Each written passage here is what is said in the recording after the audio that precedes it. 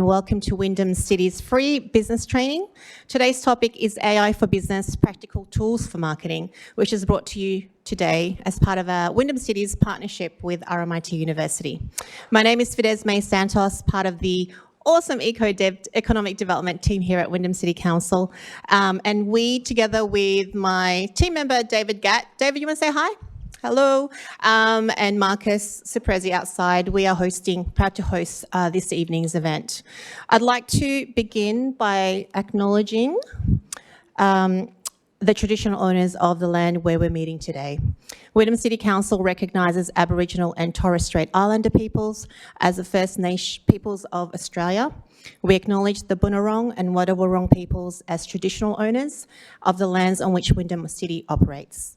The Wadawurrung and Bunurong peoples have and always will belong to the Werribee Yallook River, creeks, stars, hills, and red clay of this country.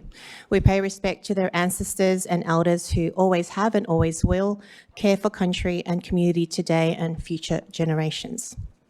So before we start, I'd like to welcome all of you here tonight. I'd also like to acknowledge and welcome our special guests this evening. So we have a few councillors with us today. So Councillor Jasmine Hill, Councillor Larry Zhao, and Councillor Robert Chakowski. Hello. Thanks for being here. I would also like to welcome and acknowledge the team from RMIT University. There's quite a few of them, so please say hi. Thank you for being here under the guidance of Professor Kok Leong. Thank you for your partnership and collaboration that made all of this possible, so thank you so much. I'd also like to welcome and acknowledge representatives from the local business associations. We're very lucky in Wyndham where we have 6 active and associations and a thriving business community. These associations are formed by and for local businesses to provide connection and support at the grassroots level. So if you haven't connected to them before, I would strongly encourage you to do that. And we have some of them here tonight. So we have Wyndham BizNet, Michelle Tinu. We have Sudhir, not yet, but we also have the Werribee Business and Tourism Association, Deborah Dickinson, and we've got Mark as well. So say hi, guys. They're at the back, so please make sure to say hi and connect with them.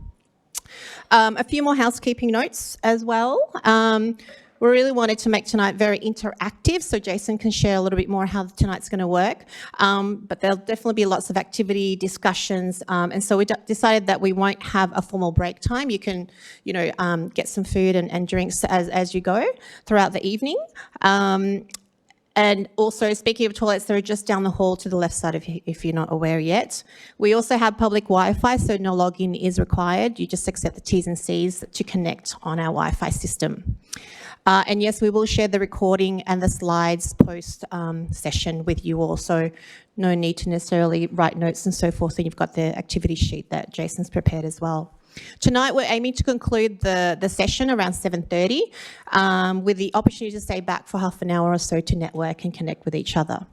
So now without further ado, I'm delighted to introduce you to Dr. Jason Pallant, a leading voice in marketing technology and the impact of AI on customer experience. Jason is a senior lecturer at RMIT University, where he leads cutting-edge research and industry collaborations shaping the future of marketing. So please join me in welcoming the extraordinary Jason Pallant.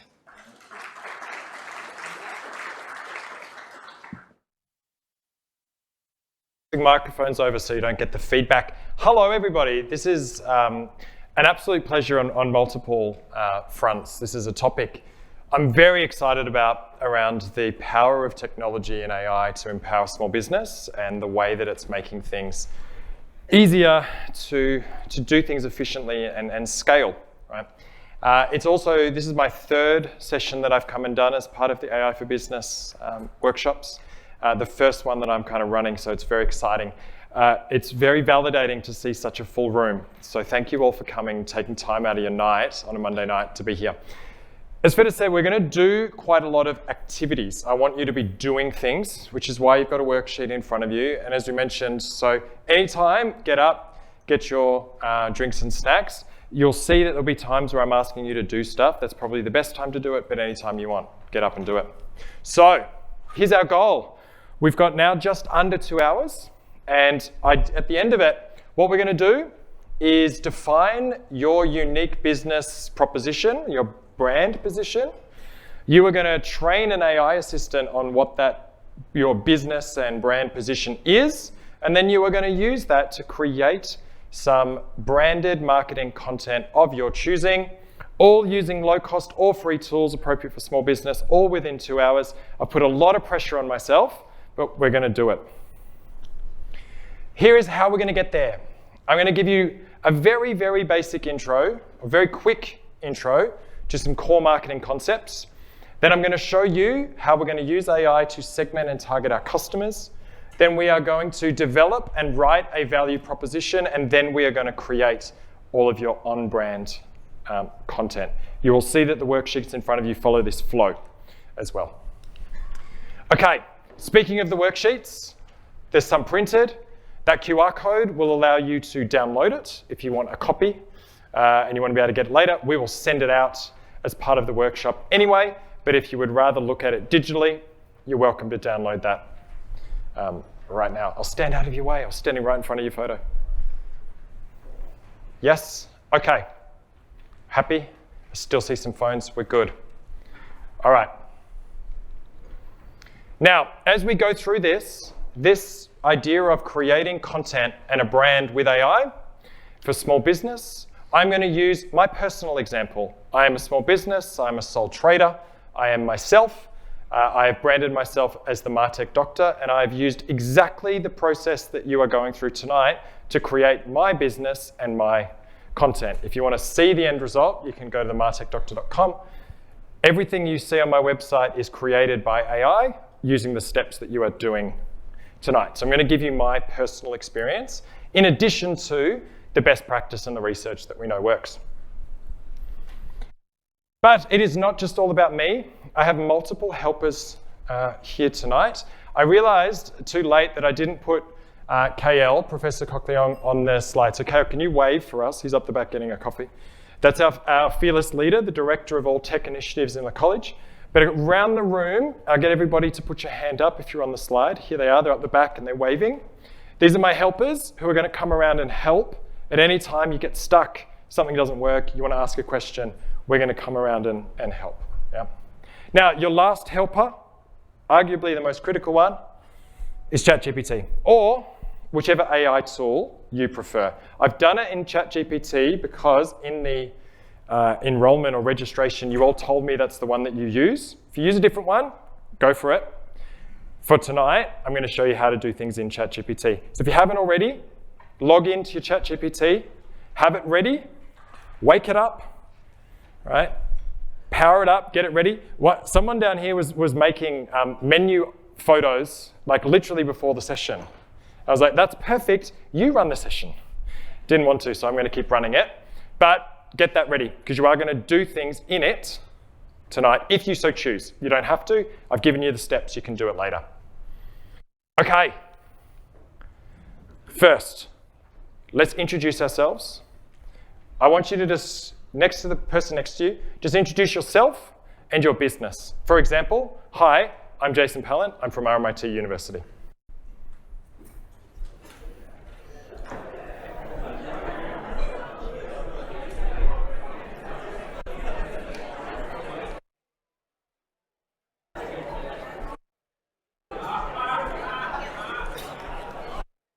All right, that's a long introduction.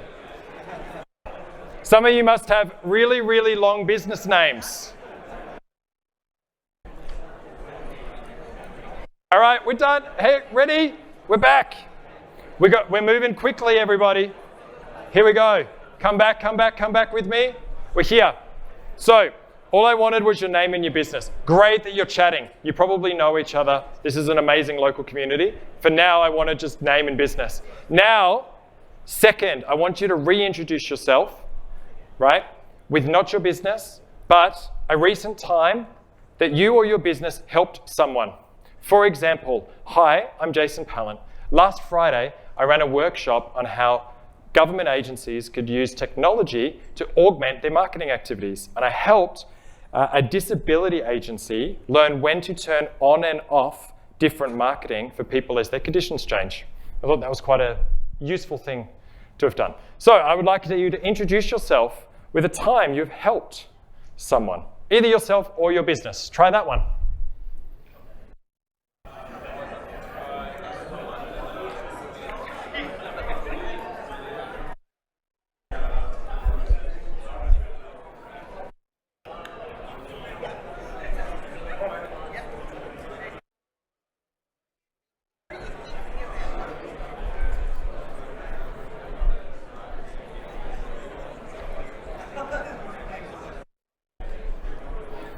All right, I'm going to stop us again there. Not everybody got an opportunity, that's okay. What are some things that you noticed that was different about those two introductions? Which one was easier to do? The first one is easy. We default to this. It's very easy to say, hi, I'm blah from blah. Yep.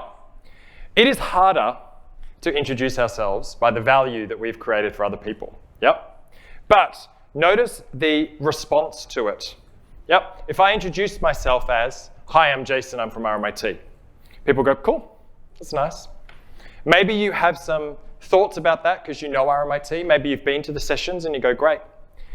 But if I introduce myself as, right, I run workshops that help small businesses tailor their marketing to their customers, and I did that last Friday, suddenly, it's more interesting. We're engaged. I want to talk to that person, right? This is a summary of what we are doing tonight. Yep. When we talk about our businesses, when we market to our customers, it's very easy to say, I am blah company and here's what I do. Yep. It is harder to say what we do for you or the value we create, the way we help you is this. That is harder to do. But as we have hopefully experienced, it's much more engaging. What we are doing tonight is we're going to use AI to help us move from introducing ourselves and our businesses by what we do to the value that we create. Yep. Okay, so quick point of why we are not immediately starting with AI, right? This is called AI for Marketing. It's part of an AI for Business workshop, and you're all kind of expecting that I'm going to immediately show you how to use AI. Right? Now, the reason is this. If anybody is in marketing and you should follow this guy, Tom Fishburne. He does cartoons that basically explain everything about marketing. I use this in my classes and I say to my students, if they chuckle at these, they pass the course. Because you need to know marketing to do it. What this is talking about, right, is the way that AI models work is on predicting and optimizing for what it thinks is the best answer based on its training data set. Yep.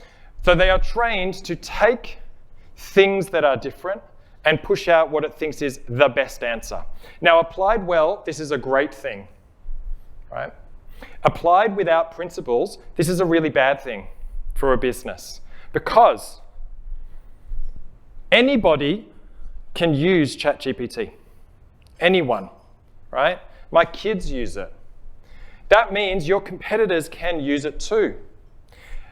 Based on the way that these models work, if you ask the same question, like write me an ad for a cafe in Wyndham, right?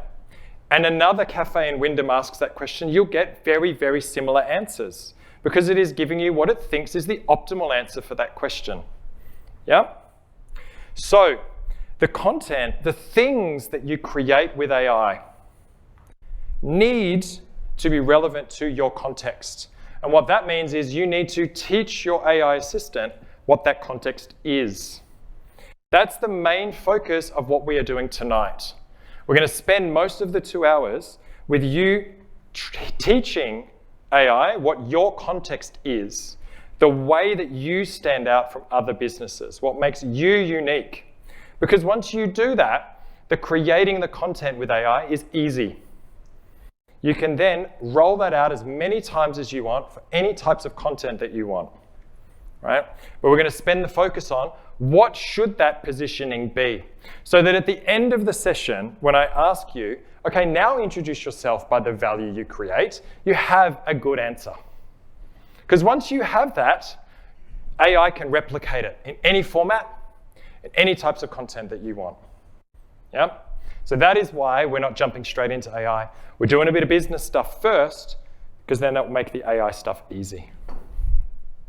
Everybody happy with that? Amazing. Okay, so let's do it. The core principle for tonight, and the core principle behind that introduction activity that I made you do, is this idea of marketing as value. All right? If we look at the definition of marketing from the American Marketing Institute, the definition that we all use when we teach marketing to our students, it is that it's the activity, set of institutions and processes for creating, communicating, delivering, and exchanging offerings that have value for customers, clients, partners, and society at large. Okay? Marketing is not about products. Marketing is not about services. It is not about selling things. It is not about converting customers. It is about creating, communicating, delivering, and exchanging value. And things that have value not just for the business. I don't mean value in terms of revenue. I mean a mutual exchange of benefits for you and your customers, or you and your partners, you and your local community, you and your suppliers. That mutual exchange of value is what makes good marketing, right?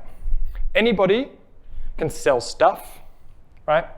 Good marketing is about understanding that value and that exchange. So here's the big difference. It's moving a focus from product, being what you sell, your goods and services, the first introduction that you did, to the value, the needs or wants your product satisfies. Right? What do you do for people? What do they get in exchange for working with your business? Give you some examples. Nike, they sell, their product is running shoes. What is the value of these shoes? Performance. Yep. Comfort. Esteem. Style. Yes. So it's the feeling. Now, the funny thing is the value here is not even actually just performance, it's the feeling of performance, right? I feel like an athlete when I wear it. That is value to me as a human, right? It's maybe some status, right? If I wear this to my basketball comp compared to a different brand, people look at me differently. They also compete on community. Think about things like run clubs, right?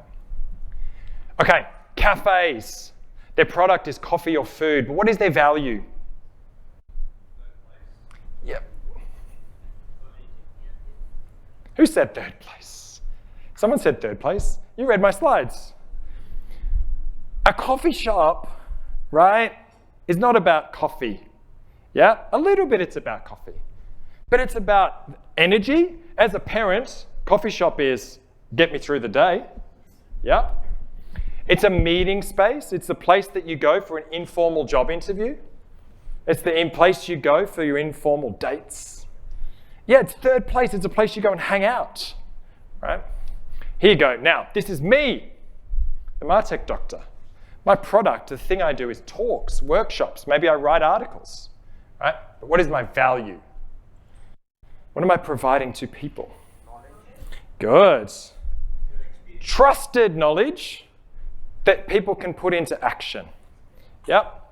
Plenty of people write about AI for small business. You could Google that. You could ask AI for business. Yep. You've chosen to come here tonight because you trust Wyndham City Council. You probably trust RMIT as an educational institution. You know that we're not biased. I'm not selling you anything. I'm not an investor in ChatGPT. I don't care if you use it or not. I want you as a small business to have something you can use. That's my value. Yep. So, activity 1. On your worksheets, you will see a box. Box number 1, define your value. So, first write the products you offer, and then I want you to write the value they provide. You can use AI for this if you want, but I don't reckon you need it. Once you have it, I'll put up a QR code, but if you go to menti.com and enter this code, we'll start seeing them up on the screen.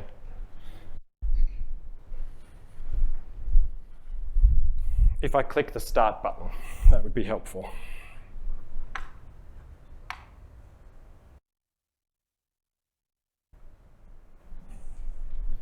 What product do you sell? What value do you provide? Share it with us once you're ready. I'm going to come and look over people's shoulders. Can you read my handwriting? Maybe. Yeah, good. This is fun. I can see some. This is tough, right? It's the same thing as introducing yourself with when you've helped someone.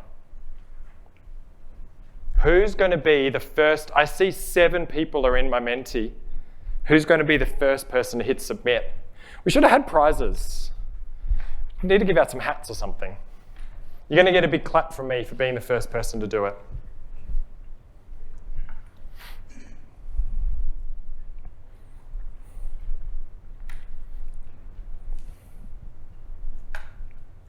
Or if you don't want to put it here we go. Thank you.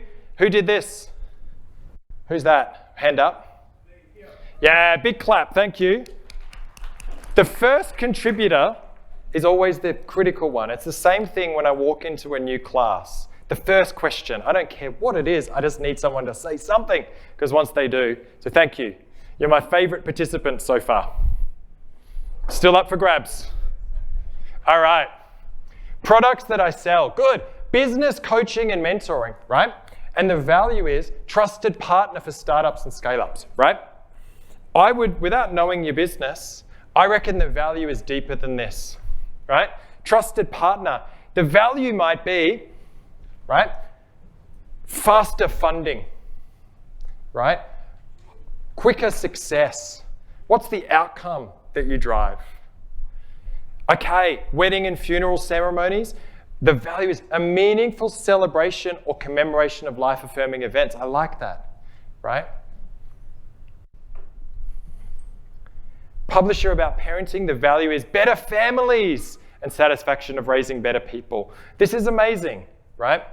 You guys are getting it, right? So this is the framing that I want us to take in for the rest of the session. Yep, everything we do from this point, I want you to think about your value. Yep, we're not going to ask AI for content about renovations and extensions. We're going to ask it for content about happiness at home. Yep. We're not asking it to help me, well, don't ask to sell more funerals, but more weddings, right? It's not about I'm the best wedding place. It's I'm the best place for your life celebrations. Yep. So the value you've written down, keep that in mind for everything we do next. So for any business, we need 3 key questions. What value you provide. You have just answered that one. Tick. Yeah. Now, we need to know to whom. Right. Value is a subjective thing on the point of the receiver. The way I feel in Nike shoes is different from others. It is my value. Right? So which customers need or want the value you provide the most? Think about Nike, right? Performance. Is that performance for an elite pro athlete whose job depends on them performing? Is that performance, right, for the closely approaching 40 dad who wants to try and relive some glory? That's quite different. Yep. Because an elite athlete needs speed, right? They need power. I need ankle protection. Yep. They're both performance, but they're relative to me, the consumer. Okay? And then once you know that, is how do you communicate that? Right? How can I say that I am the best place for local startups, right, to make their business a success? How do I convince someone that I am the best place for life-affirming moments? Yeah? That is where that content comes in. Notice it's the last part. Yeah, which is why we're focusing a lot of tonight on the first two, and then we'll let the third one fall out once we've done it. All right, introducing the process that we're going to follow. You've lost, Kane, we need some help. He's so interested. He teaches this stuff too. He could do it. Yeah, you need the Menti code. Yeah, all right. Okay, this process is what we're going to follow tonight. This is on your sheets. This is the process for creating value for customers. If marketing is about creating, communicating, and exchanging value, then this is how we do it. We divide the market into smaller segments. We are not providing the same value to everyone, particularly not as a small business. Unless you are Amazon, you cannot service everyone. So we first understand who those customers are. Then step 2, we select one to target.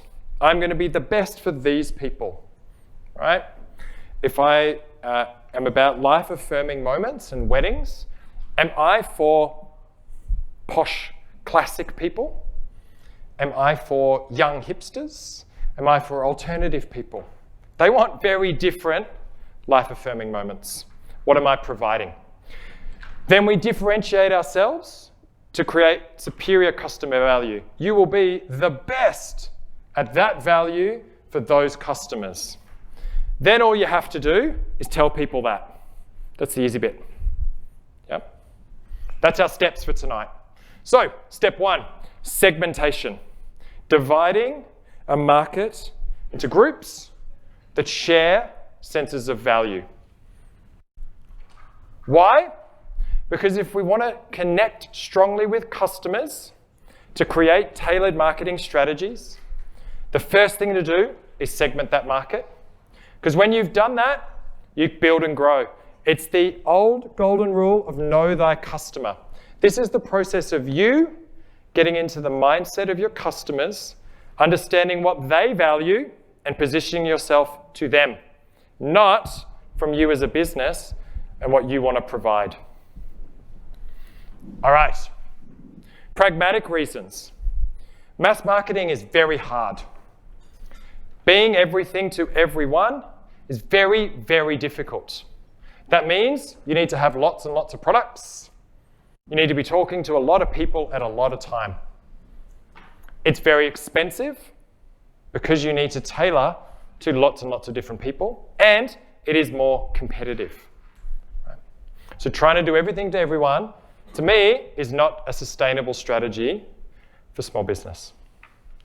So this brings us to our first AI activity. What we are going to do is use AI to segment your markets. Okay, so we're going to use ChatGPT. I'm going to show you how to do this in a sec. I'm going to do step-by-step follow along, right? But if you want to skip ahead, it is on your sheets. Yeah. If you look at activity 2, I have given you the prompt to put in. I will step you through it on the screen, but you're welcome to go ahead if you would prefer. Yeah. Now, there's one difference here. If you use Pro ChatGPT, who pays for ChatGPT in the room? Okay, all of you people, first thing for you to do is start a project. Did everybody that put their hand up know what that means? Yes? A project in ChatGPT is where you collect knowledge about one thing. I'll show you how to do it in a sec. If not, start a chat. If you have the option, select deep research. If you do not, then select web. And I want you to enter a prompt like this.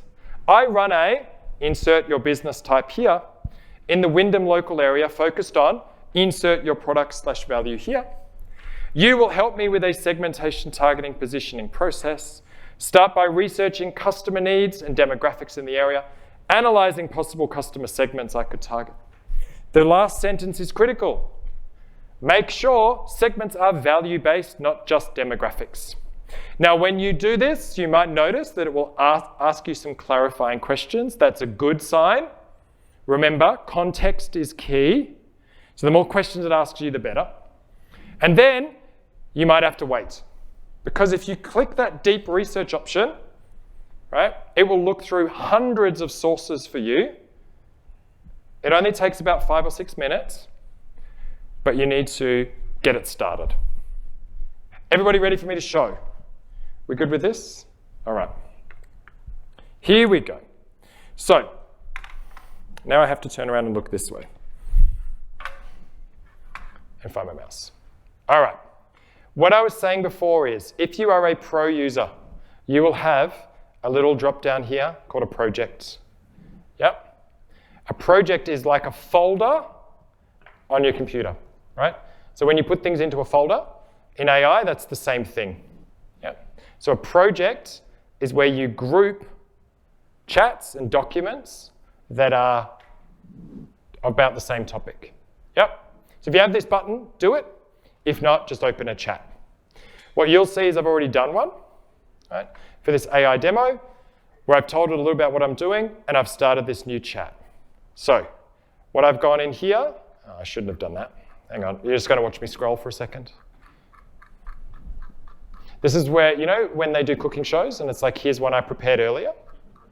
That's what I did, but it took me to the end. So you saw my cake. I need to go back to the start where you can see me bake it. You see how much I did? This took me 15 minutes. Here we go. I did mine. I'm doing mine. One of my friends is about to buy a Lego store. So I thought, why not? That's my store that I'm going to do tonight, right? You see the prompt that I entered. I run a blank small games retailer in the Wyndham local area, focused on tabletop games like Dungeons and Dragons and Lego. You will help me, blah, blah, blah, blah, blah, blah, blah. Yeah? The bit you didn't see me do is that when I started that, I clicked some buttons. So let me show you.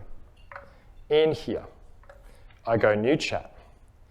When I go in here, see I have options? Yep. If you have this button that says deep research, click it. If you don't worry. We'll do the best we can. Deep research is a new mode, relatively new mode, that AI models have released, where it actually spends a lot of time thinking and doing stuff for you. Yep. So if you click deep research, it will look through literally hundreds and hundreds of sources for you live. So let me try and type one in while half looking at the screen. So I click deep research. I am a Lego store in Wyndham focused on adult games and table. Is it super fun watching me type? This is what you came for, isn't it? Watch a guy from RMIT type into ChatGPT. Tabletop adventures like D&D. You will. Don't watch my typos. So if you've got yours open, do yours, because once you hit run, it'll take a while. But I'm just going to show you what happens, right? Me with a segmentation, targeting, positioning, process. Start by researching customer needs and creating value-based. Now, I've cheated. I've made my prompts shorter, but you get the idea, right? What you'll see once I hit go is it thinks, or pretends to think. It asks me the follow-up questions. Yep, this is what I mentioned. We talked about context being critical. Even with my prompt about being a Lego store in Wyndham, right? It wants to know some specific things. So if you get something like this, answer it. So 1, any specific products or services? Yes, custom sets and D&D adventures. 2, physical. Let's say both. No.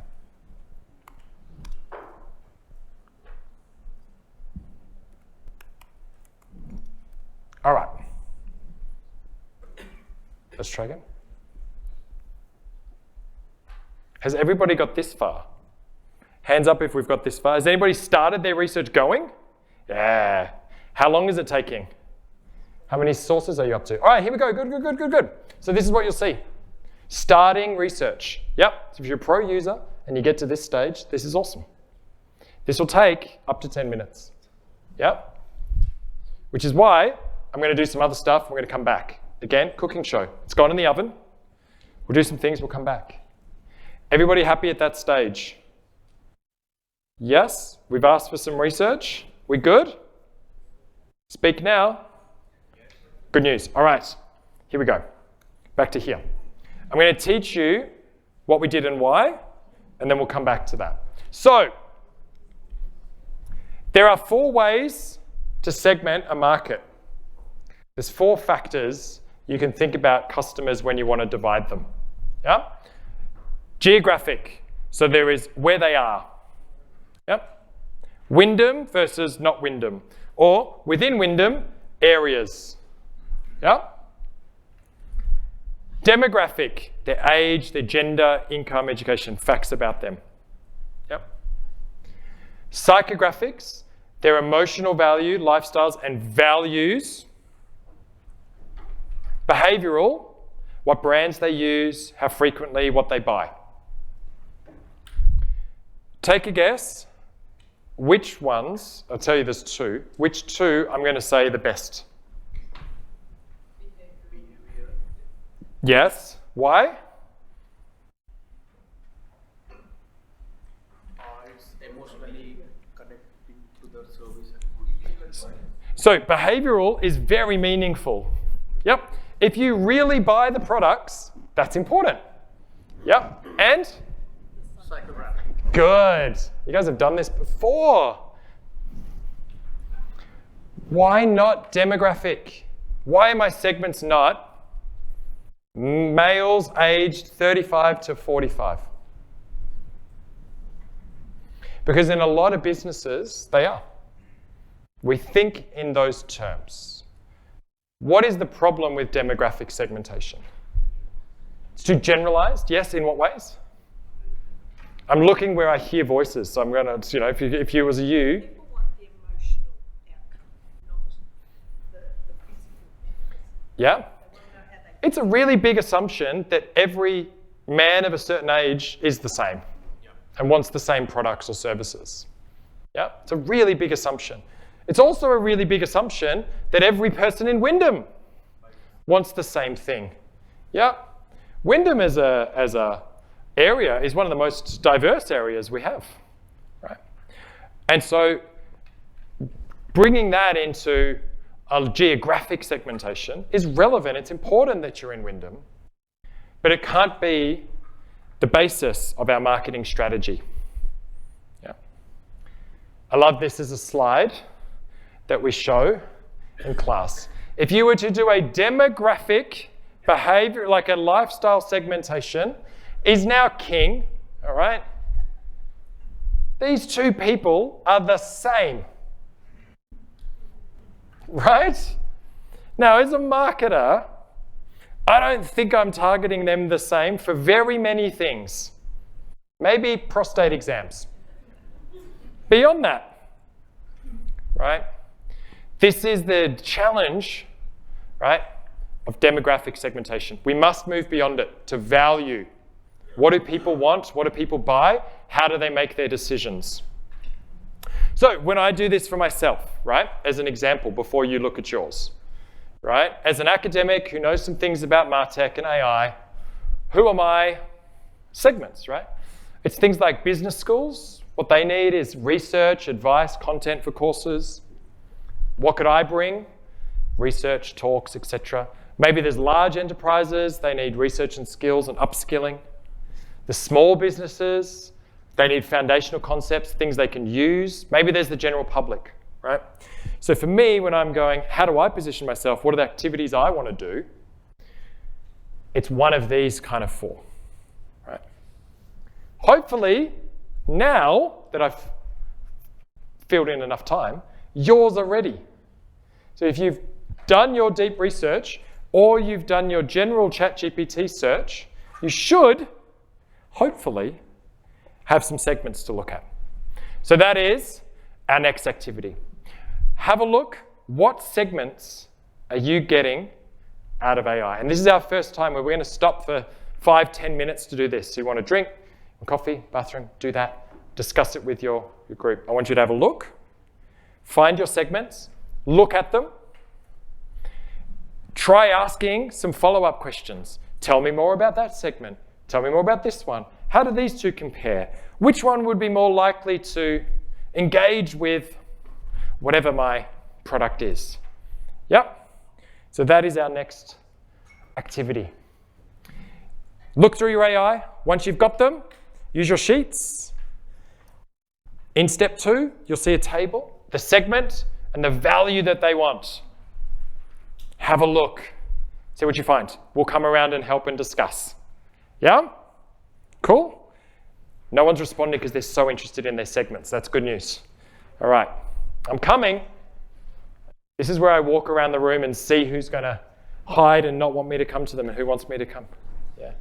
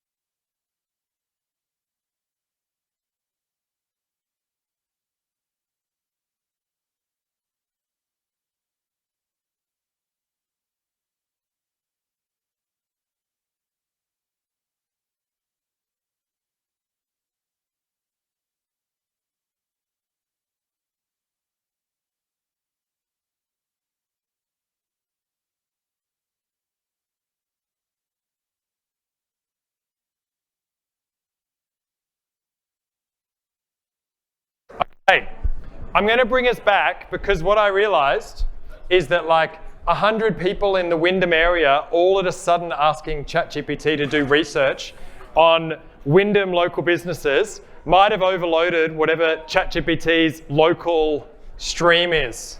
Yeah? So if your research is taking a while, I apologize. You should have been quicker typing. So I'm going to have a look at mine. Let's see if mine worked live. If not, this is why I prepared one earlier. And look at that. See, it's being mean to me too. So you know what I'm going to do? I'm going to stop mine in case that helps you. And I'm going to go to the one that I had already prepared. Oh, an error occurred while cancelling. All right. We cancelled unsuccessfully, everyone. As you scroll through, right, one of the first things to notice is if you are using Pro and you're using the new versions of ChatGPT, one of the things that I love about it is it sources its information. Yep. One of the big problems that we had is it makes, I was going to say shit, makes stuff up. Yep. It still does that, but at least you can know where it made it up from. Yep. You get an idea of where did this information come, so you, as the human, can go check it, right? So the second thing to notice, and I cancelled mine, is that it is extensive, right? Even while it's taking a while here, ultimately it's going to take 10 or 15 minutes, right? And what you're all going to end up with is like a 10 to 15 page research report on your customers. Now, acknowledging no technology by itself is ever perfect. Yep. AI is going to miss some things. It's going to need your help to check. It's going to need your context. But I would argue that for 10 or 15 minutes of prompting, getting a large report like this on all of the different customers is super valuable. Right? And that is step one. Now, the second thing that we're doing, the reason that we're putting this into AI, is it will remember these segments when you ask for the next bit. There's a question here. If you use ChatGPT or Copilot in research mode, does it tend to go to more reputable sources of information? So what will happen when you use research mode is it will at least go and look for information. If you don't hit the research mode, or you don't have the web search on, it will go to its knowledge bank and it'll look into its algorithms and predict the answer. At least by doing research mode, you can see it's gone and searched for stuff, right? Now, you can, with a bit of instructions, give it, use this source, not that one. Look for this, don't look for that, right? We haven't done any of that tonight because I was showing, but that's where you can tailor it in that way. Yeah. It still comes with the caveat to check all of this, right? Don't make large investment decisions purely based on this. But what we're looking for here is how does it support you as the human, as the business owner or the business person, come up with better marketing strategies. Yeah. So step one, segments. Did anybody who's one actually managed to finish in time find anything really interesting? Any new kind of segment? Any new kind of information? Something that you weren't necessarily thinking about before?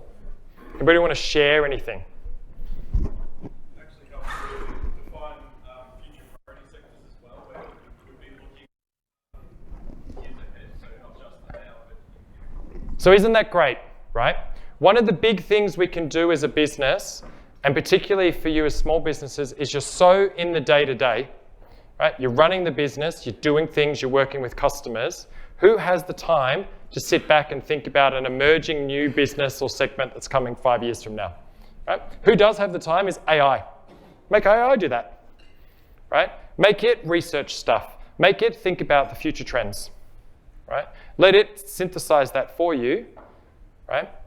So you can think, that's really cool. Do you want to share any of them, or is that's not, yeah, that's right. Yeah. I did two, like one I currently offer. Yeah. I did another one I'm going to offer next year because I'm extending my business. So great. I love that, right? And this point, so that's two great ways to use it, right? Looking future, but also looking at current state, future state, right? So this next step, and I'm going to keep going. If yours is still running, feel free to look at it as it comes up, right? But the second step, once we've segmented, we know who all these people are, Step 2 is choosing one or two or some to focus on. Yep. Remember my point earlier? It's very difficult, particularly as a small business, to do everything to everyone. Hopefully, if ChatGPT's done its work right, the segments that you've got are quite different, right? For my Lego store, right, it's given me very different segments where it's like young families wanting kids sets versus adult collectors, right? Versus if you start talking about tabletop games like Dungeons and Dragons, that's again a very different segment. Because the Lego is go home, build it by yourself. Tabletop games is like come somewhere and play it with people. They're different segments, right? How do I, as a business, satisfy all of those people? That's tough, right? Do I want to tailor to one or the other? That is targeting. So step 1, segments done, tick, hopefully, or half tick because it's happening. Yeah. Step 2, targeting. So 5 things to think about when you're choosing a segment. Yeah. One is the size, right? This is just a kind of business reality, right? A segment of 3 people that's so niche, it's going to be hard to sustain a business, right? We need the segment to have enough people in it that it's worth targeting as a business. Reachability. How easily and effectively can you get to these people? It's all well and good that there's a segment of people out there. If you can't reach them, they don't know about you, and they're not going to know about you, it's very hard for you to target them. Right? There's a lot of American business schools like Wharton and Harvard doing very cool things on AI. Do you think they know about me in Melbourne doing stuff? Probably not. Right? Maybe that's a future state for me, but that's a pretty hard segment for me to go, I'm going to go target Harvard. Right? Can you reach these people? Now, 3, value gap. When you look at your segments and it says these people want X, Y, Z. Right? So kids who want Lego, what do they want? Lots of Lego sets, probably relatively cheap, because if they're anything like my kids, they build them, they play with them twice, they want a new one. Right? Versus the adult collectors who are getting the one set, and it has to be that set. Right? Versus the D&D players who want community. So the needs that they have, how well do they fit your business? Which goes into the business fit. And then number 5, the critical bit here, is competition. Yeah. A segment might be really, really valuable, but if there are lots and lots of competitors, it's going to make it hard to be a sustainable business. Right. So we balance all of these 5 criteria at the same time. Yeah. We're trading them off when we think about who do we want to be, okay? The reason that competition is highlighted is because this is also a great thing to have our AI do for us. Yep. So if you're one of the lucky people whose research in step 1 has finished, or if your research in step 1 has now finished, yep, next step for our AI research is now ask it to research the competitors in each of those segments. So again, not just generic competitors. Tell me who are the competitors in each of those segments. In my example of my Lego store, if I talk about kids buying Lego for fun, big competitor, Big W, Target, Kmart. Yep.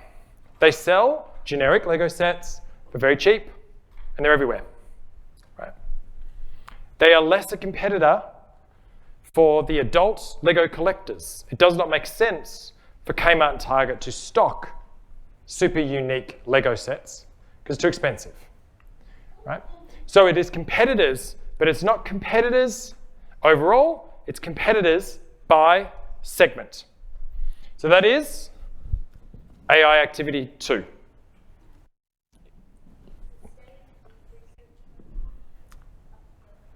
Okay, great question. you want to make sure it is still in deep research mode. It will say research in your little chat window if it is, and if it is not, click the plus again and turn it on again. Good? All right, so that's activity 2. Enter a prompt like this. Get it going on your competitors. Let me know how you go. So I picked one.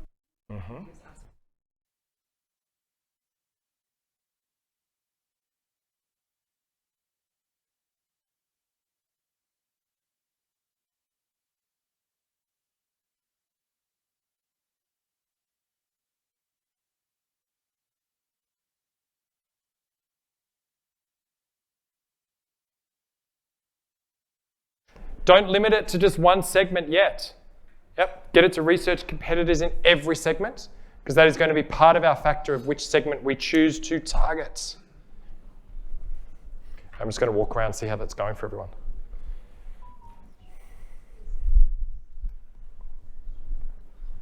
Is yours still not working? Yes. Mine came up.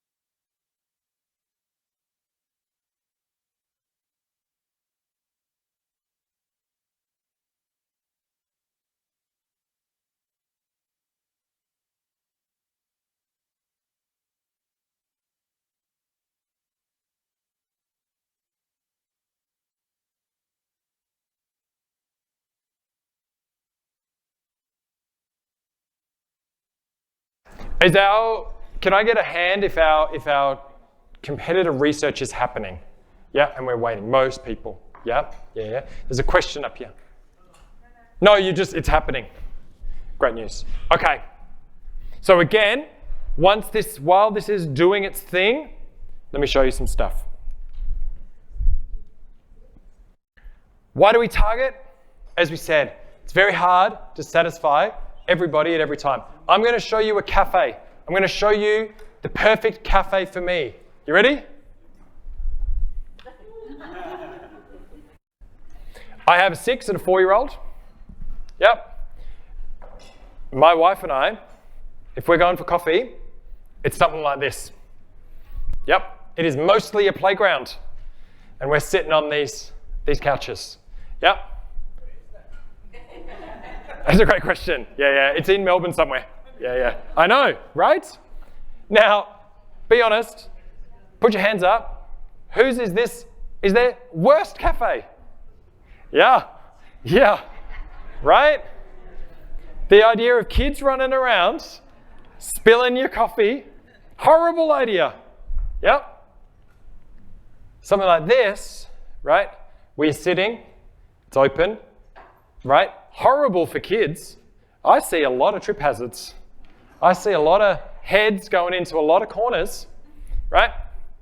These are both cafes. They sell the same products and services. They offer very different value. Yep. They target very different segments. Yep.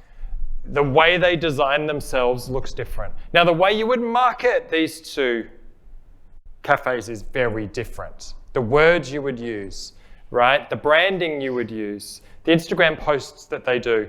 Yeah, this place, I can guarantee, is doing a whole bunch of posts of like latte art, yeah, and like really delicious looking eggs that are just oozing just the right way.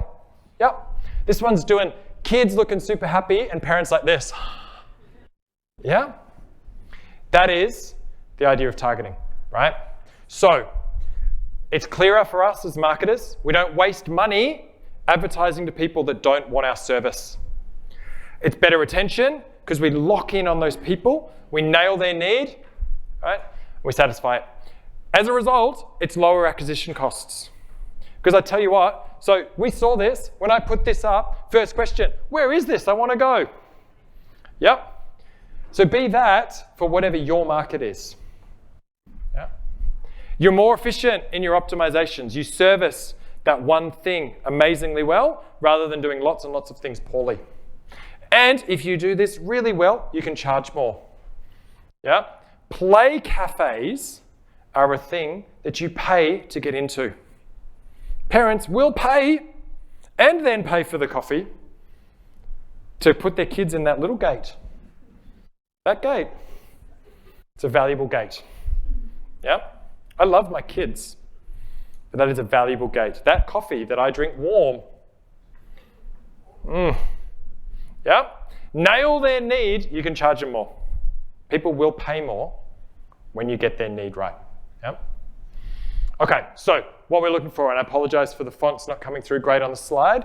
What this says is what customers value, what you do well, and the gaps in competition, right? What competitors don't do well, the needs that are underserved. Yeah, the place we want to be is right in the middle. Something that customers need, you do well, and competitors do not. A gap. Yeah. Play cafes is a gap. There's not a lot of them. Right. Parents need them. That place does it really well. That's where you want to be. Now, this plays out, right? Things that customers value and you do well, but is not a gap, meaning there's lots of competition, could be intriguing, but this is going to be a really competitive battleground. If competitors do that thing too, then you have to convince everyone you are better than the competitors. If competitors aren't doing it, you just can be the only ones. Right? By default, you are the best. Now, what customers value and what is a gap, but what you don't currently do could be a future opportunity. There's a need, it's not being serviced. Maybe you don't do it now, but maybe in the future you could. Right? Now, this one is interesting. What you do well and what is a gap, so competitors don't do it, but does not match customers' value. Nobody wants it. That's fool's gold. You go, well, no competitor is doing this. Maybe we should do it. If customers don't want it, don't do it. Yeah? Make sense? Amazing. So, cross our fingers. Deep Research version 2. Has it finished for your competitors? It has. Good news. If it has, look through it again. If you need to, ask for clarifications. This is the thing we are looking for. What are the gaps? Where is there a really interesting segment that's not being served? Parents who like good coffee. There are plenty of play centers, right? Crocs and lollipops, and there's places where you can go and your kids can play. Most of them have horrible coffee. That is a missed opportunity, because I guarantee you every parent there wants a coffee. Cool? All right. So do that quickly now. Has everybody got their competitors? Do we have some gaps? Is it working? No, there's a very upset head. What's going on? It's still waiting. All right. Once you get it, it'll be awesome. I'm going to keep going, but I'm going to make time for us to look over it with the activity, okay? Because what I want to show you is how to pick your target. Now, it looks like this, right? As a business, we want to have a primary thing that we are the best at. Yep. So of those segments, I'm going to absolutely nail this one segment. My Lego business, am I being the best place for kids, or am I being the best place for adult collectors? What's my primary focus? Now, that does not mean I turn other people away. Yeah? It's not to say no to business, but what it means is I tailor it to those things. Yeah? If other people want to come to my play cafe, good on them. But I'm tailoring it to those parents. Yeah? So we pick one, and then we have some secondary ones. Yeah? The risk here too is that we over-target. We pick such a niche segment, right? It's not big enough.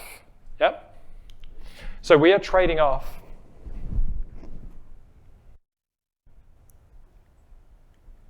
I broke it, everyone. Tech, have a backup. I want my targets, I want them to be broad enough to be valuable. So there's people in them, right? But narrow enough to be targeted is not everybody. Yeah. They need a clear need that I can target. I know what they want, but it can't be so niche, right? In my Lego example, right, it's adult collectors looking for, real sets, or it's kids, but it can't be adult collectors who want Dungeons and Dragons style Lego because there's only one in the world. There's not enough products for me to sell. Yeah, it's finding that balance. We want them easy to reach, but not already crowded. Yeah, I don't want too many other competitors. And as a business, when I'm choosing my targets, I need enough that I can sustain my business, but not so much that I lose my essence. Yep. All right. So for example, for me, I showed you my 4 segments before, right? Working with my AI, I use Claude rather than ChatGPT. It's personal preference. That does not mean you should suddenly change. But for me, when I did this, I looked through all of my segments I showed you before, right? Came out that my best segment is other academics and business schools. It makes sense. That's who I am, right? What they need is people to come in and do guest lectures, people to collaborate with, people to teach them how to teach MarTech. That aligns really strongly with my experience doing exactly that. I have a proven track record that I can do it. There's little to no competition. Right? There's not many other academics out there doing MarTech and AI. I know a lot of the people, and there's some opportunity where if I, say, write a textbook, that could keep giving me revenue over time. Then my second market is small to medium businesses. It's all of you. That's why I'm here. Right? Because that's a large, critical segment to our economy. There's lots and lots of small to medium businesses. And you all have common needs. You all need to learn the foundational things to support your business. Right? I can run one workshop for hundreds of people. Right? And I don't know if you feel like this, but there's less helping you than there is enterprise businesses. Plenty of people want to go help Maya and Telstra and the big business, right? Who's helping you? We are. So these are my 2 target markets. This is how this process plays out for me. Your turn. Whether you have your competitive research done or not, right? Or you can make some assumptions yourself. You know your competitors, right? You'll see in step 3, a table. So the segments that you identified in step 2 will become the tops of your table. And you'll see these 5 criteria: size, reachability, value gap, fit, and competition. And I want you to rate them from 1 to 5. 5 is really, really positive for you. 1 is really, really bad. So that means if competition is a 5, that means there's no competitors, right? So think of it from its appeal to you. Yeah? That is your next activity. I want you to work through each of those segments, whether they're the ones AI gave you or they're the ones that you know yourself, and rate them on each of these criteria. How big are they? How easily could you as a business reach them? How clear is their value gap? How much does that fit your business? And how much competition is there? Now, if you want to, and you've done all of your research and it's finished, you can say to AI, now rate these segments on these 5 things, and it will make you that table. But I'd like you to do it yourself as well. Cool? Okay. Good luck. And then you have to do a tiny little bit of maths, because you have to add all of them up.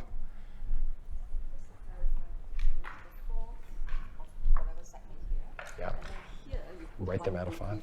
That's exactly right. Is it a ranking, or you can have like 5 for every? You could. Everything?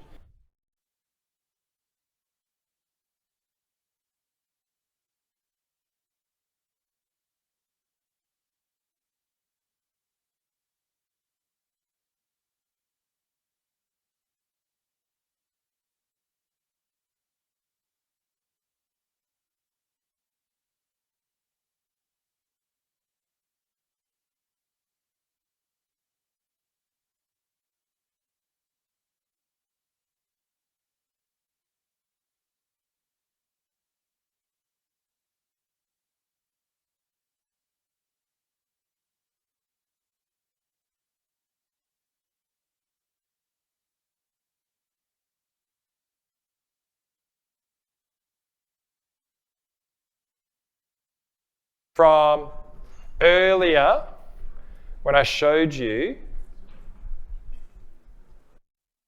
this. Yep. So for the segments, I want you to think about these questions. How large is that segment? And then I want you to give it a score out of 5. So a really, like the biggest segment you could ever think of would get a 5, and a really, really small segment would get a 1. Yeah. Same with reach. How easy would it be for you to connect with these people?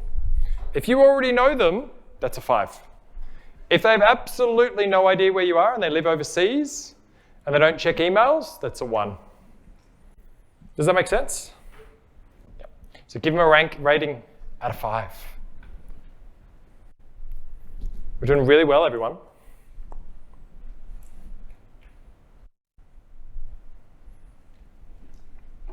And I'll give you a tip. Once you've done this bit, we get to do what you might consider the fun stuff, which is start making all the ads and the taglines. But we have to pick our target segment first. So once we do it here,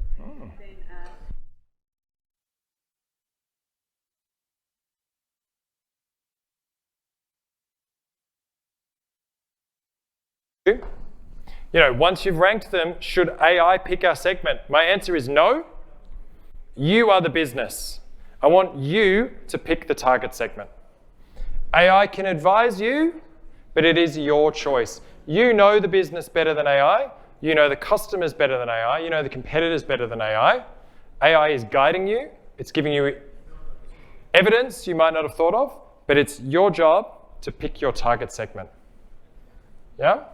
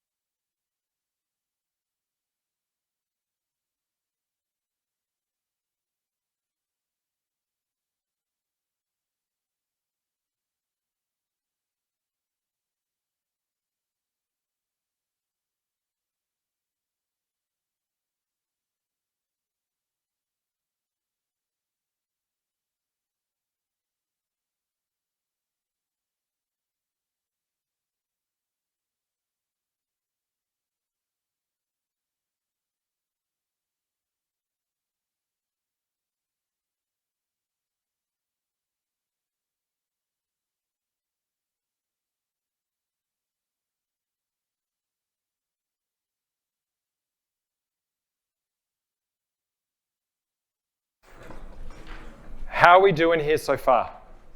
Because I want to get to the next bit, which is, once you have done this, whether you have or not, we're going to pick a segment, we're going to pick a target, okay?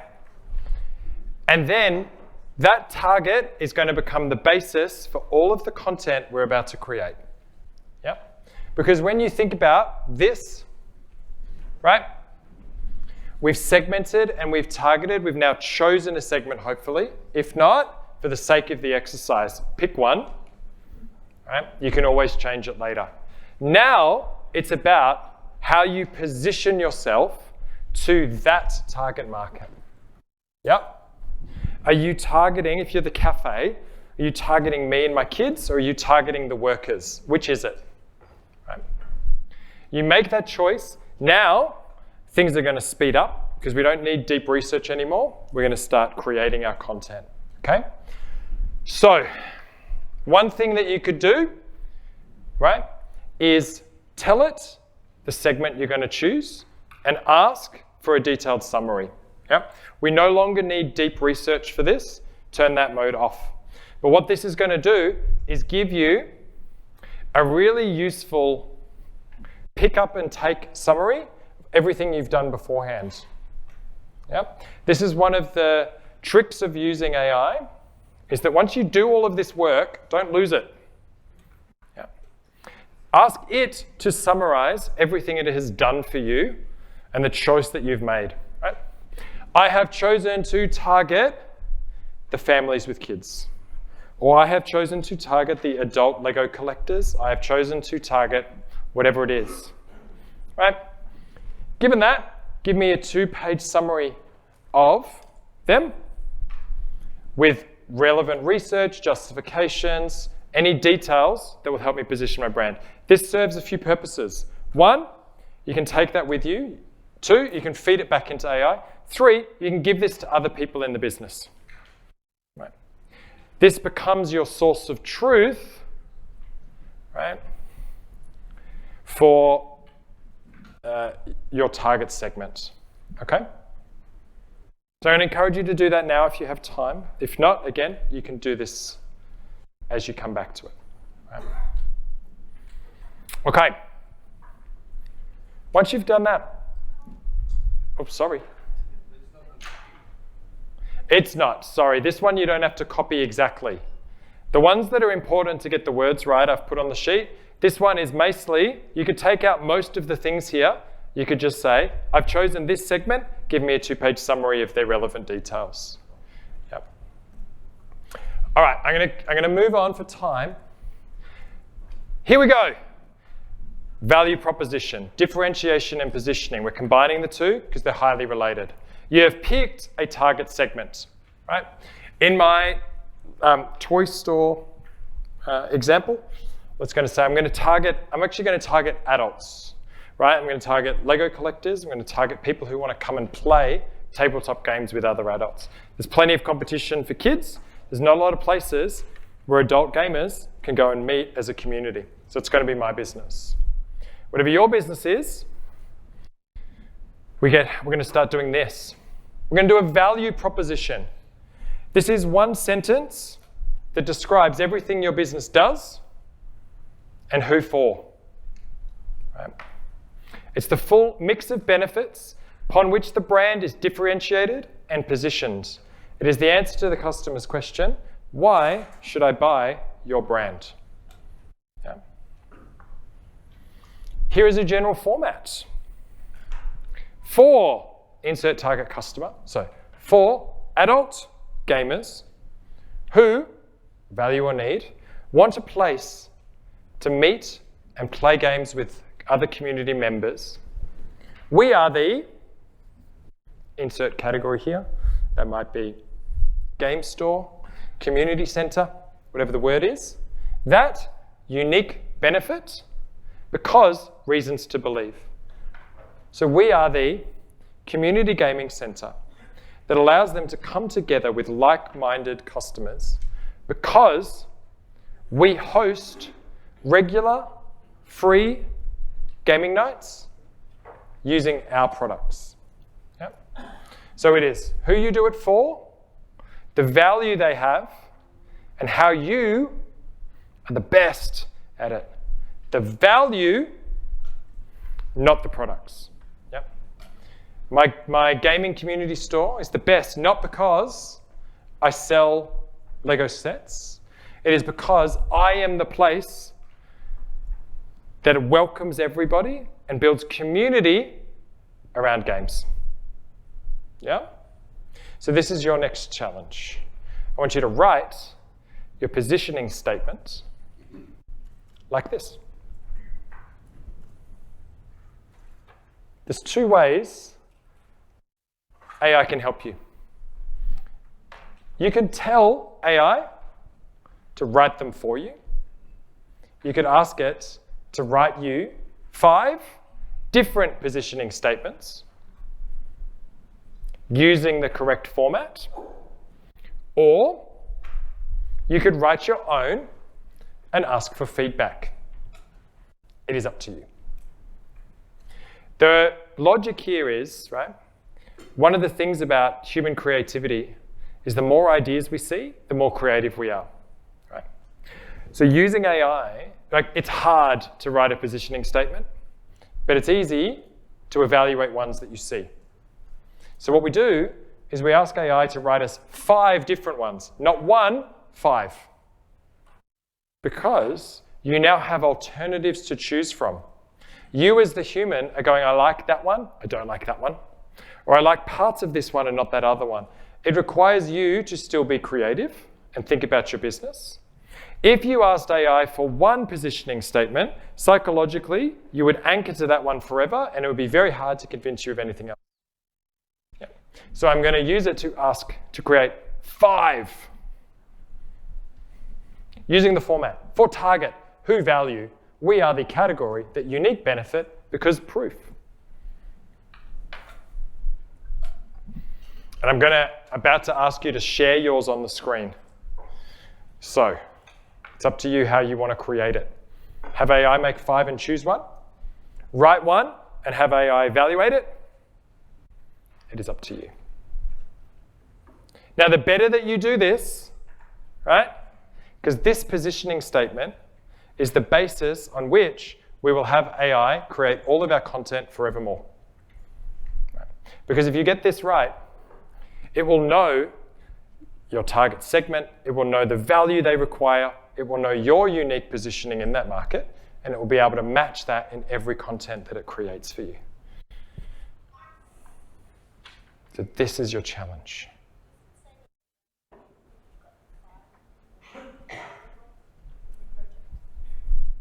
So if you are doing all of this within a project, it already knows all of the context, and yes, it will have saved it for you. Okay, so if I go back up to that, I'll open it. All this will be in there. How are we doing? I'm using Google AI. That's totally Not fine. text speed, Yes, it better. then ChatGPT. There you go. So someone's using Google AI, saying it's quicker. Now, the interesting thing I've noticed is that Google AI is built into the Google search bar now. Has everyone seen this?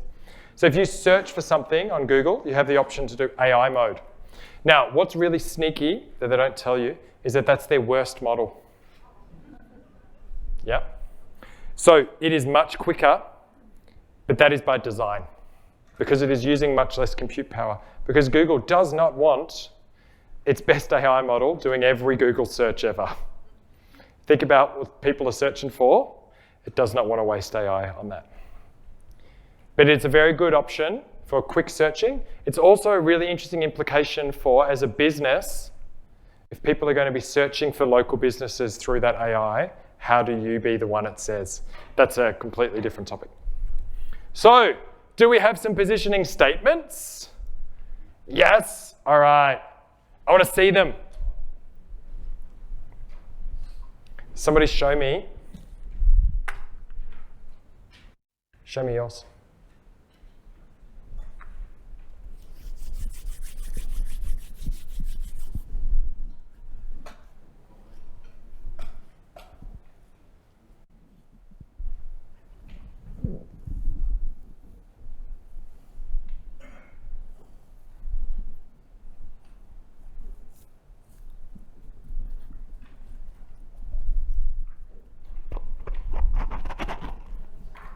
Who's going to be my first? 46 people are on there.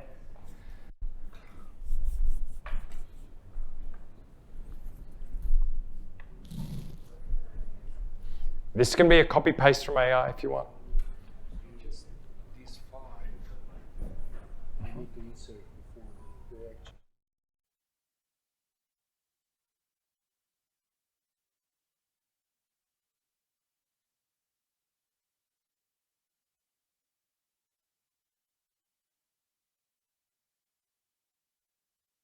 All right. For Australian women who value comfort, support, and honest quality. So, target segment, their values. We are the trusted footwear brand that delivers medical grade comfort, unique benefit, at an everyday price. Because we believe, and it got a bit cut off. Someone's posted their link in for us. For Wyndham small businesses and community organisations, so segment, need, who want professional videos without the hassle, we are the local video partner that saves you time and builds authentic connections. Who's that? Is it the people filming me right now? It's over there. I was like, that's Sneakies. Yeah? So oops, go back. This is what happens when you try to double screen. Oh my gosh. I think I love these, right? So I see segment, I see their value, I see a positioning, right? That is what we're looking for. Once you have that, the next bits get easy. So once you have it, save it, right? Keep that to yourself, right? Keep it, print it. Tell AI which one you're using, because now we're at what some might call the fun part. We have checking in, right? I said there's 3 key questions. You need to know what value you provide, to whom, and how you communicate it. We have done what value you provide. We've done for whom. It is time to communicate it. We're moving from this. We've gone from targeting, which is the who, to positioning, which is the what to say. The brand positioning is how to say it. So if I want to say, right, that I am the best place for Australian women who want medical grade comfy shoes, how do I say that? Do those people want the words medical grade comfy, or do they want different words that inspire that idea? How do I get across that I'm the best place for doing that? Yeah? That is where your brand personality comes in. When you think about your brand, the way that you talk, there's a whole bunch of different tones that you can take. Right? You can be the most professional. You could be the most approachable. You could be the one with expertise. You could be warm. You could be playful. Right? Each of these different ways of communicating and tone, right, will create a different perception, a personality, a positioning for your brand. Yeah? So what I want you to do then is looking at this list, thinking about your business and your target segment. I want you to pick 3, maybe 2. Which of these words aligns with you? Right? So for me, being an academic, working at a university, expertise is going to be one, right? I'm positioning myself as being an expert. That's why you do a PhD, right? But practicality is one that's important for me. I want people to be able to use what I do. Hopefully you've seen that tonight. I'm not giving you a whole lot of theories and frameworks. I'm trying to give you practical things you can do. Right? So expertise, but practical. Right? Not necessarily sophistication. I'm not trying to overcomplicate things here. I'm trying to simplify things. Right? So what are your words? What of these traits align for you? Because what I'm going to show you next is the magic that once you have your positioning statement and your tone, any content you create in AI will be unique to your business. Yep. That is the building blocks upon which we would create a content. So has everybody seen that, thought about it, taken a picture of it? You've got it? All right. Are we going to get this recorded? Oh yeah, that camera's recording me. These slides are yours. That workshop sheet's yours. Yes, you get all of this. I should say, right, doing all of this in 2 hours is bloody hard. Yep. We have rushed through this, right? What I'm trying to do is give you the skills and the prompts to use so that if you need to go back and do this in more depth, you can. I'm not saying that what you've done tonight is the final answer. What I've hopefully shown you is that it's relatively easy to do without needing a lot of technical expertise. Yes? So I apologize for rushing through. But the idea of it is to give you the tools that you can go and do this, right? And think about it a bit more deeply.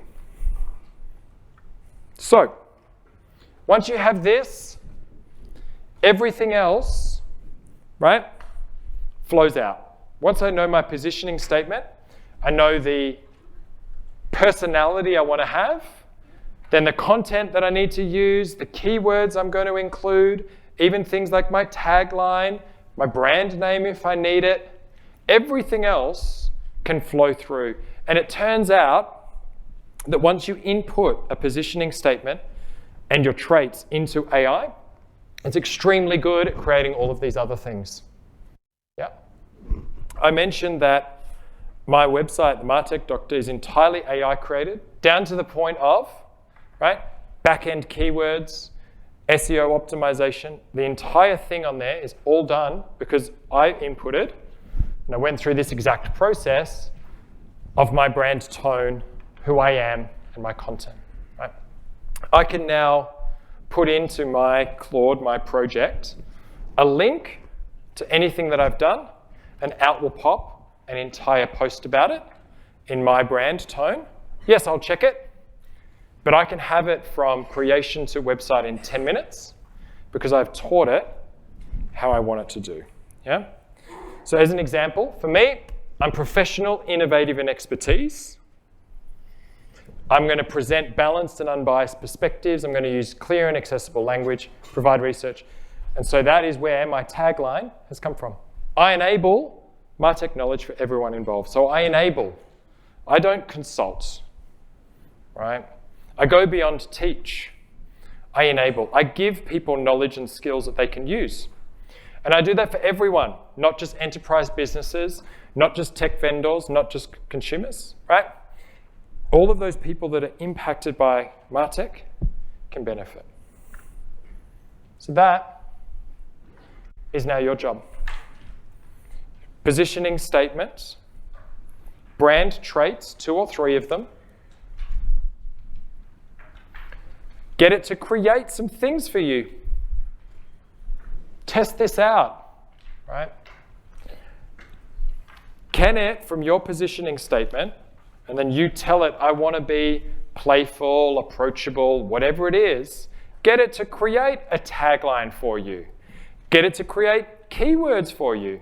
Get it to create a social media post about your upcoming event, right? Because the inputs you need are the positioning statement and the brand tone. Once you have those 2 things, from all the other research that you've done, I'm willing to bet that the content that it creates is going to be very good. And I want to see who can come up with the best tagline tonight. This is the last thing that we're doing. I'm conscious of time.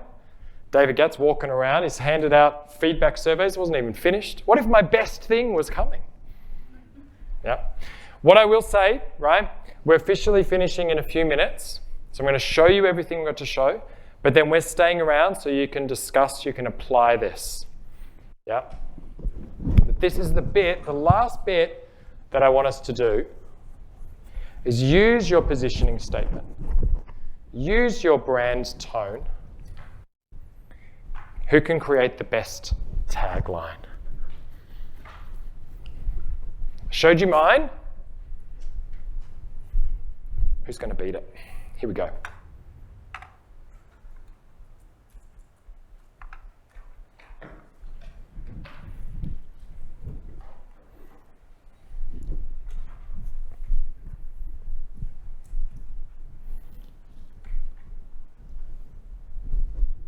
Oh, turning numbers into knowledge.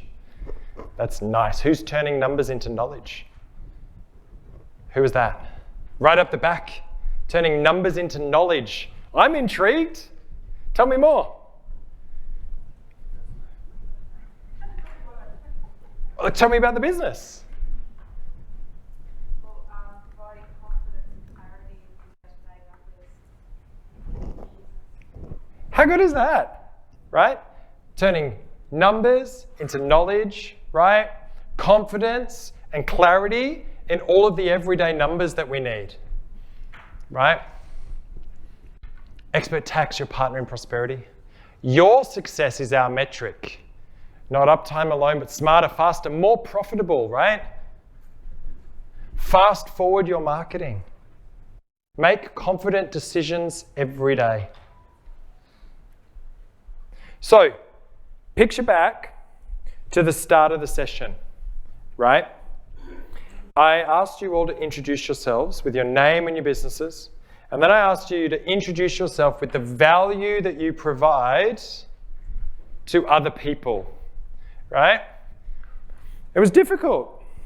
And in the space of just under 2 hours, probably an hour and a half now, we've gone from that to a sentence that describes our value. We turn numbers into knowledge. We partner with businesses for their prosperity. We help other businesses see clearly so they make confident decisions. We are where innovation meets behavior. We provide leadership experiences that create real change. Yep.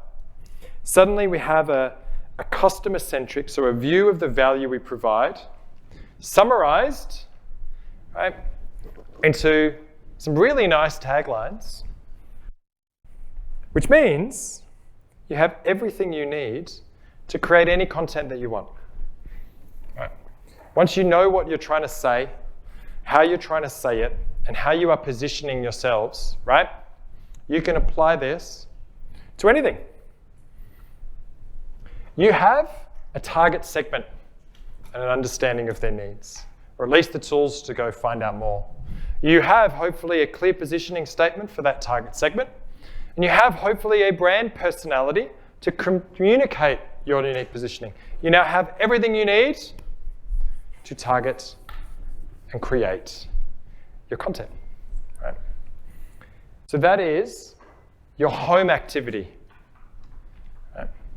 The home activity, right? The activity for you as a business now, yep, is to take what you have, right? Just make those key decisions. Who is your target? What is your positioning? What is your tone? Does it feel right? If not, go back and change it. Right. Experiment. Ask your AI more. Hone it in. Once you're comfortable with it, experiment with what you create. Is it an About Us page? Is it a social media post? Is it your social presence? Is it a welcome email for customers? As you do, right, tell ChatGPT, make a post for Facebook about this event in 200 words, the goal being whatever, and test that out. Right? That is your task that I want you to take with you. Because this is now, hopefully, you have all of the tools to do this at scale. Yeah? In just over 2 hours, just under 2 hours, we have researched customer segments and what they value, and I've given you a prompt to do that if you want to do it again. We've analyzed your competitors. We have hopefully chosen a target segment. We have created a positioning statement. You have defined your brand personality, and you've hopefully created some on-brand content. And that's pretty great. Yep. Take those skills, test them, experiment with them, and see what you can come up with. Some things to remember as you do. Don't try to target everyone. Position your brand to fill gaps in relevant segments. Tailor your brand and your content to that segment. Use the AI to do the work around researching, crunching numbers, or creating alternatives. Use it as your assistant, your partner, but do not let it make the decisions. Yep. You are the business. You decide who the target segment is, right? You decide what positioning statement to use. You decide the tagline. Ask it for 10, ask it for 20, right? Don't be satisfied until it feels right. Because remember, you know the business best. AI will never know the business as well as you do. Use it as your assistant, but it is your business. So, what now? Please keep experimenting with that. Yep. As I mentioned, we whirlwinded it. We skipped some stuff. You made some rash decisions. That's fine. You learned some skills that you can go and do. Yep. Test it. Try one. Right. Create something with AI in your new tone and test it out. Whether that be by bringing some customers in and showing it to them. Does this feel right? Does this feel good? Would this attract you into our event? Right? If so, try one. Do one email, one post, one page, and look at some of your stats. Right? Do you get more people to your event? Do more people click on it?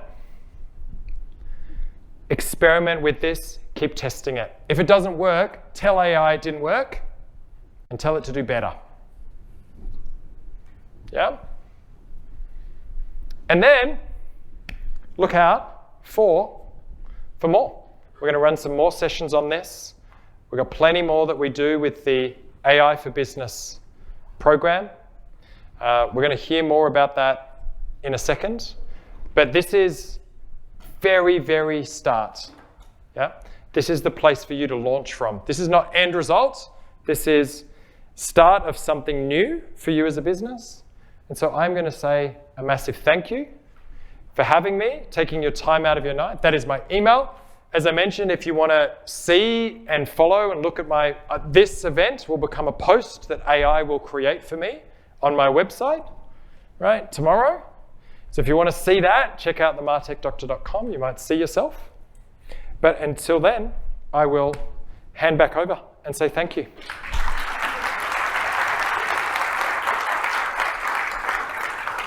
This has stopped working, so you just have to use my mouse or the buttons.